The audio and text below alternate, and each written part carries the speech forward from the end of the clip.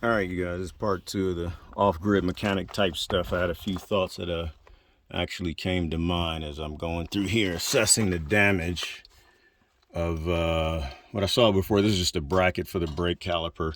That's not a big deal that broke off, but this is what broke right here. It's a strut. So it looks like it was just a clean snap that just came off. So it looks like I should be able to easily take that off. Let me not say that. That always gets you in trouble. Looks like I should be able to take it off and just replace it. Get to town and might have somebody do an extra check just to check my work.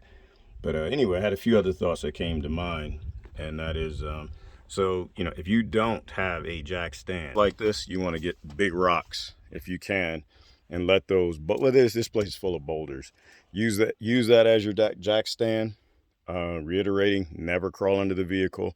Like what I'm doing, I'm kind of stepping here on the side of it, but I'm not going underneath it, unless somebody else were here. But the other thing, always chalk your tires. Don't play around. Chalk your tires, put on your parking brake. I am on a little bit of elevation, but I don't want to risk moving the truck.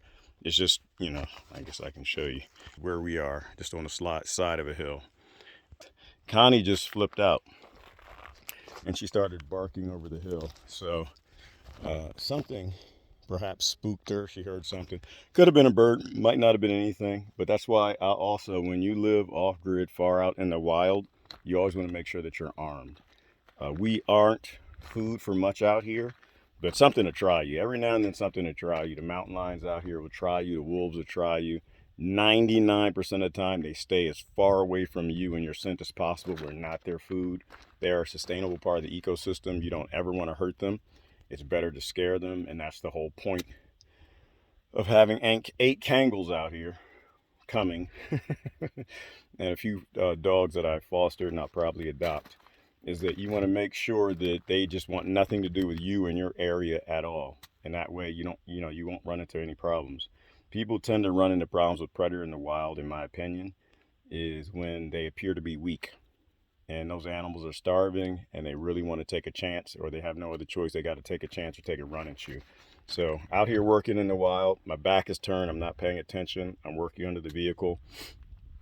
Make sure you got a few good dogs that will come with you, and they'll sit there and they'll pick up a scent and they'll be able to see something before I can, because this distance behind me, that's a good 80 to 100 feet. A mountain lion can cross that distance in an amount of seconds. Before I even hear a rock move from its last footstep, it could be on top of me. I don't think that's going to happen. I know that's not going to happen. But there are rare occasions where mountain lions are hungry and a mom has 3 cubs and the cubs are almost full grown and they know they can take you. You can have 8 dogs if you want. The power of a mountain lion has to be respected. But once again, we're not their food. They don't have anything to do with us, vast majority of the time. But like I like to do old quotes, I will quote an old quote saying, when it comes to firearms and condoms, it's better to have it and not need it than need it and not have it. All right, let's get back to work. Y'all have a great day.